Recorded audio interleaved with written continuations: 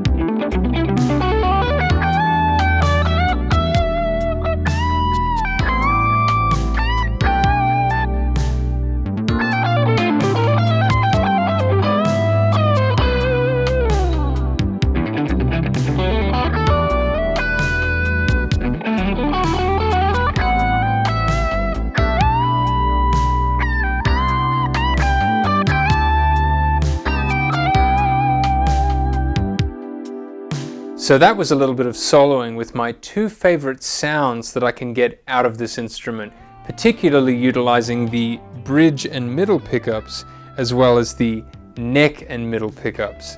And I really think that those two sounds are iconic Strat sounds. There's certainly two tonal options from which I've gotten a lot of usage over the years. And we're going to talk about this guitar in a lot more depth today. But first, it would be fantastic if you could give this video a like so that we can push it out to as many people as possible. And consider subscribing so you don't miss any of my upcoming playing videos, lesson videos, and discussions about music. And if you'd like to take your playing to the next level, make sure to join me at bensguitarclub.com, where you can learn with my mini lessons, masterclasses, and bundle packages, including the BGC bundle, which features all of my mini lessons and masterclasses in one package. So let's begin by discussing how I ended up with this guitar. I first picked this guitar up in 2015 in New York City at a famous guitar store called 30th Street Guitars in its original location on 30th Street. Back then in 2015, there were plenty of rehearsal studios on 30th Street, most of which are now gone, and after the rehearsals I would often walk across the street to the guitar store and have a look at what they had in stock. So one day, by chance, I looked down and I saw this beaten up Strat, and there was something about how rickety and distinctive it looked that made me want to play it. So I plugged it in and I started playing, and I must say that I felt an immediate connection with this guitar. The way it sounded just struck me, and I sort of felt like, why haven't I been playing this instrument before? But interestingly, I was a working musician at the time, so that very day I really wasn't in a position to be guitar shopping. So I waited a few weeks, and then a few weeks went by, I think over a month. I finally went back and said, all right, today's the day that I have to buy it. I'd sort of gotten to know the guys in 30th Street Guitars a little bit at that time, and the guy that sold this instrument to me said, well, you're lucky you came in today because Walter was coming back to buy this exact guitar. He was, of course, talking about Walter Becker, one of my personal guitar heroes, and I had no doubt that this was true because at that time you'd frequently see Walter Becker making the rounds of all of the guitar stores in Midtown Manhattan. In fact, one day Walter Becker actually walked right up and listened to me checking out an acoustic guitar in Sam Ash on 34th Street. I looked up and it was Walter Becker, and needless to say that was a completely surreal experience, but I'll tell you that story another time. Long story short, I picked up the guitar and it turned out to be incredibly versatile. It covered all of the styles of music that I was getting hired to play at that time.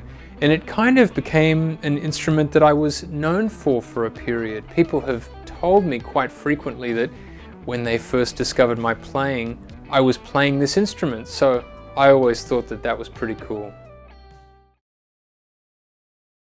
Now, as I mentioned earlier, this is quite a rickety guitar. It's not necessarily the easiest guitar to play, but I suppose, for lack of a better description, it does have a vibe. And for that matter, a vibe that just works in a variety of musical situations.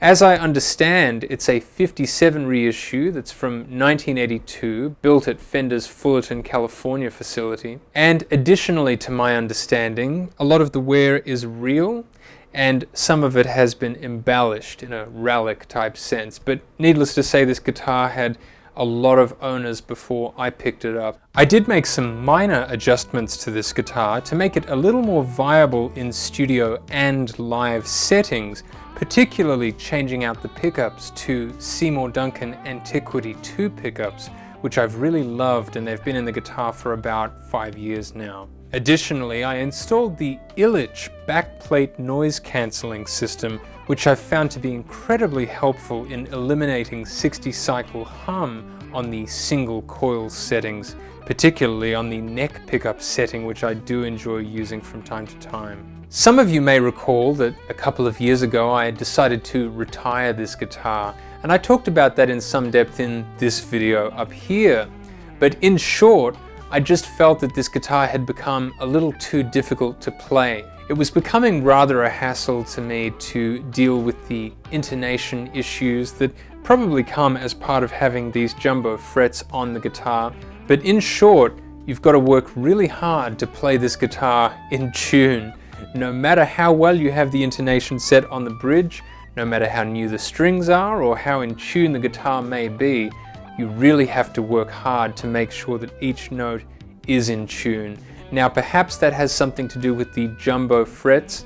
Perhaps it has something to do with a variety of very unique characteristics specific to this instrument. And you can certainly tell me what you think about this in the comments, but I decided to start playing a variety of different guitars, and I haven't really looked back since.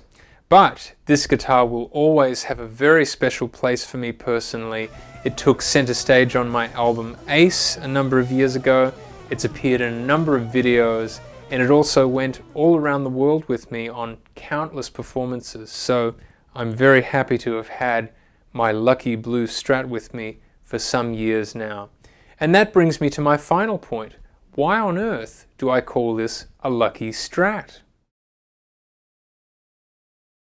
For me personally, I tend to believe that most of the time in life, you make your own luck. But I must say that undeniably, when I did pick up this guitar, a lot of doors began to open for me in terms of musical opportunities that presented themselves to me, sounds that people were all of a sudden interested in hearing me make specifically on this guitar, whether it be in my own original music or with a wide variety of artists that I played with across many musical styles. Not only did this guitar bring me into the recording studio more times than I can remember, this guitar more or less took me all around the world, and that was an experience like no other. So for me personally, I always think of this as my lucky Strat. Maybe you have a similar guitar that exists in your guitar collection, in your life, a guitar that when you first began to pick it up, good things started happening for you. That was certainly the case for me with this instrument, and I hope you've enjoyed this little story today. If you did, make sure to give this video a like so that we can push it out to as many people as possible, and consider subscribing. And if you'd like to learn some more with me, make sure to join me at bensguitarclub.com. No matter what the instrument is that might have started you off on a great journey in your musical life, make sure you keep on playing and keep on enjoying music. And I'll see you next time.